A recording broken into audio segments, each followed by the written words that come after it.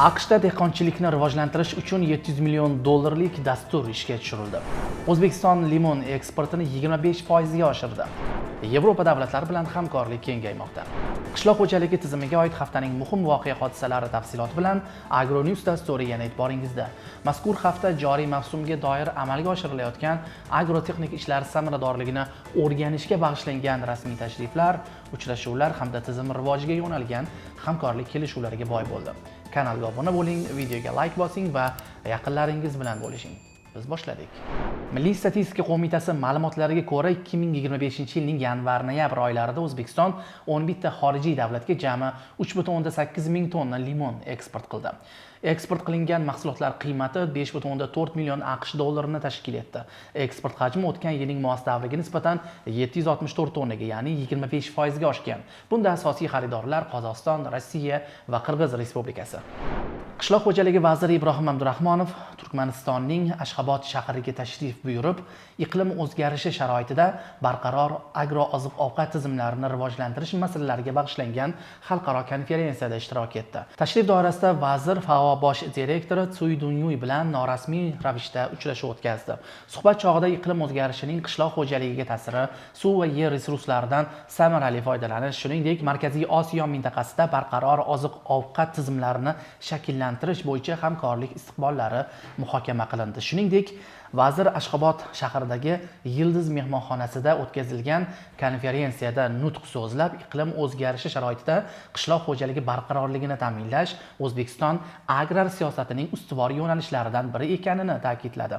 Vazir mamlakatimizda suvni tejovchi texnologiyalarni joriy etish, iqlimga mos ekin navlarini yetishtirish, raqamli va innovatsion agrotexnologiyalar orqali hosildorlikni oshirish hamda oziq-ovqat xavfsizligini mustahkamlash bo'yicha amalga oshirilayotgan islohotlarga to'xtalib o'tdi.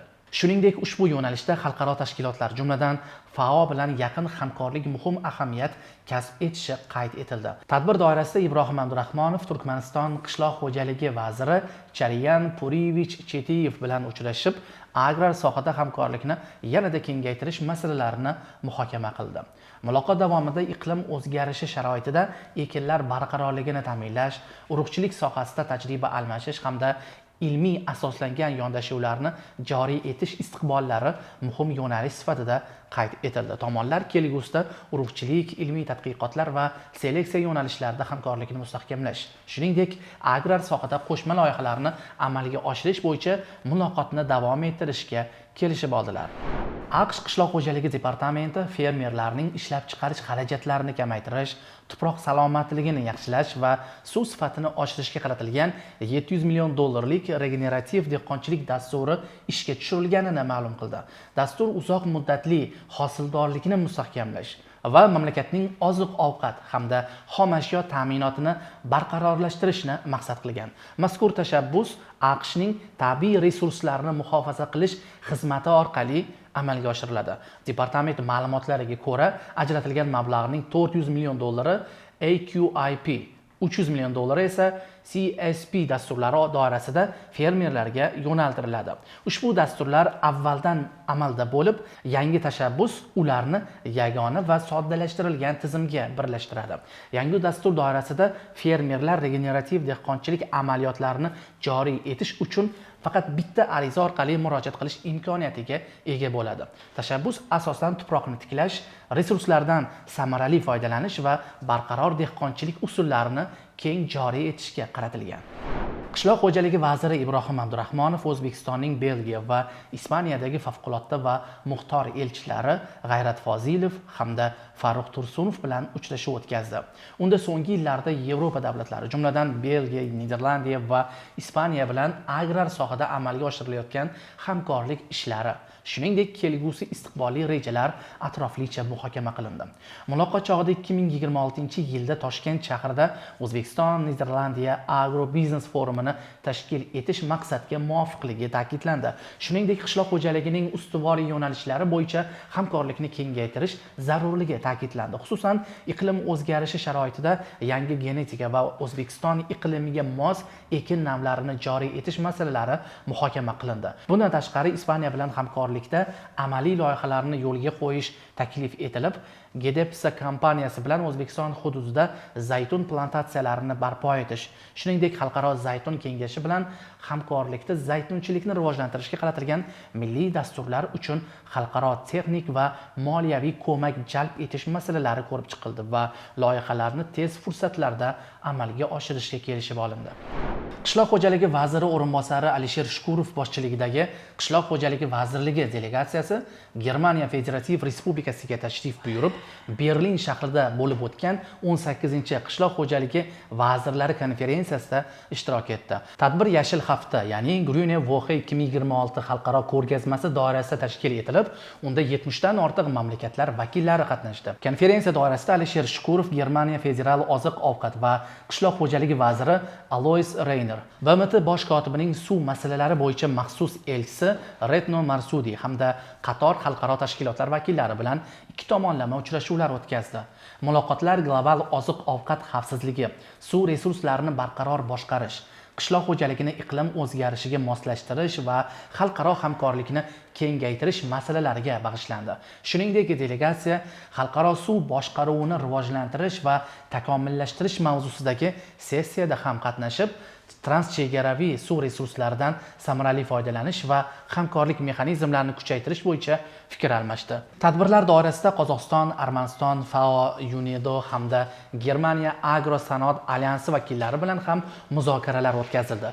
Uchrashuvlarda qishloq xo'jaligida hamkorlikni kengaytirish, ilmiy amaliy tajriba almashish, zamonaviy agrotexnologiyalarni joriy etish, kadrlar tayyorlash, agroindustriya va oziq-ovqat xavfsizligi yo'nalishlarida qo'shma loyihalarni amalga oshirish masalalari ko'rib chiqildi.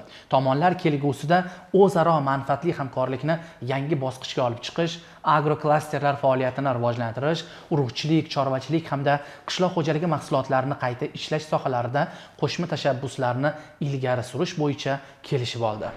Qishloq xo'jaligi vaziri Ibrohim Abdurahmonov O'zbekistonning Omon sultonligidagi favqulodda va muxtor elchisi Abdusalom Xatamov bilan uchrashuv o'tkazdi. Muloqot davomida ikki davlat o'rtasida qishloq xo'jaligi sohasidagi o'zaro manfaatli hamkorlikni yanada rivojlantirish masalalari atroflicha ko'rib chiqildi. Tomonlar O'zbekiston qishloq xo'jaligi mahsulotlari eksporti hajmini oshirish, buning uchun esa Omon hududida maxsus qishloq xo'jaligi ko'rgazmalari va taqdimot tadbirlarini tashkil etish muhimligini ta'kidladilar. Shuningdek, muloqot davomida agrar ta'lim va ilmiy tadqiqot sohasidagi hamkorlik istiqbollari ham muhokama qilindi. Ikki davlatning oliy ta'lim va ilmiy muassasalari o'rtasida tajriba almashish, mutaxassislar tayyorlash hamda qo'shma ilmiy loyihalarni amalga oshirish orqali soha salohiyatini mustahkamlash imkoniyatlari mavjud ekani qayd etildi. Uchrashuv yakunida rasmiylar muhokama qilingan barcha yo'nalishlar bo'yicha hamkorlikni tizimli va izchil rivojlantirish maqsadida qo'shma yo'l xaritasi ishlab chiqish yuzasidan kelishib oldilar. Milliy statistika qo'mitasi ma'lumotlariga ko'ra, O'zbekistonda 2025-yilning yanvar-noyabr oyida yirik korxonalar tomonidan jami 185,1 ming tonna tozalangan o'simlik yog'i ishlab chiqarilgan. Bu ko'rsatkich 2024-yilning mos davriga nisbatan 29,2% ga oshgan. Qishloq xo'jaligi vaziri Ibrohim Abdurahmonov Niderlandiyaning O'zbekistondagi vakili Olimjon Qosimov bilan uchrashdi. Muloqot ikki davlat o'rtasida agrar sohada shakllanib borayotgan hamkorlikni yangi bosqichga olib chiqish, mavjud imkoniyatlardan samarali foydalanish masalalariga bag'ishlandi. Uchrashuv davomida tomonlar qishloq xo'jaligi tarmog'ini modernizatsiya qilish, ilg'or tajribalarni joriy etish va innovatsion yondashuvlarni keng qo'llash masalalarini muhokama qildilar. Xususan, issiqxonachilik yo'nalishida Niderlandiyaning dunyoda e'tirof etilgan ilg'or tajribasini O'zbekistonda tatbiq etish masalasiga alohida e'tibor qaratildi. Bu borada mahalliy mutaxassislar va fermerlar uchun seminar, treninglar tashkil etish, bilim va tajriba almashinuvini yo'lga qo'yish bo'yicha takliflar ilgari surildi. Yakunda esa rasmiylar erishilgan kelishuv va takliflarni amaliy bosqichga o'tkazish, hamkorlik doirasidagi ishlarni jadallashtirish zarurligini ta'kidladilar.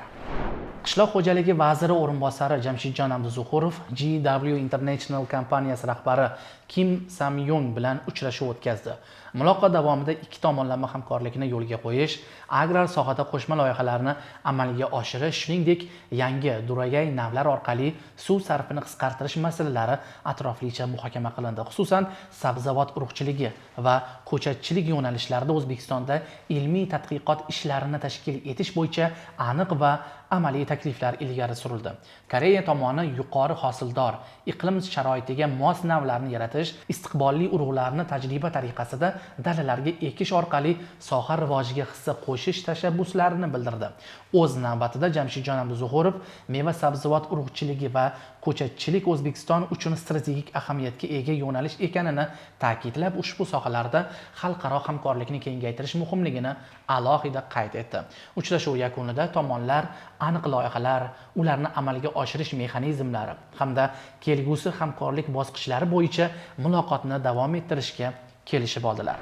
Qishloq xo'jaligi vaziri Ibrohim Abdurahmonov Misr Arab Respublikasining yirik investitsiya kompaniyalaridan biri Orascom Investment kompaniyasi bosh ijrochi direktori Emad Farid bilan uchrashdi. Muloqotda mamlakatimizda amalga oshirilayotgan yirik agroinvestitsion loyihalardan biri qand lavlagi yetishtirish va shakar ishlab chiqarish loyihasining bugungi holati hamda istiqbollari muhokama qilindi. Uchrashuv davomida loyiha doirasida bugungi kunga qadar amalga oshirilgan ishlar, mavjud imkoniyatlar atroflicha tahlil qilindi. Tomonlar qand lavlagi yetishtirish, uni chuqur qayta ishlash va shakar ishlab chiqarish jarayonlarini samarali tashkil etish, ishlab chiqarish zanjirini to'liq shakllantirish masalalariga alohida e'tibor qaratdilar. Shuningdek, loyihaning belgilangan muddatlarda va yuqori samaradorlik bilan amalga oshirilishi uchun keyingi bosqichlarda bajarilishi lozim bo'lgan aniq vazifalar belgilab olindi. Bizda hozircha shular. Tarmoqdagi rasmiy sahifalarimizga obuna bo'ling, yangilik va ma'lumotlarni yaqinlaringiz bilan bo'lishing. Eng asosiysi bizni kuzatishda davom eting. Ko'rishguncha.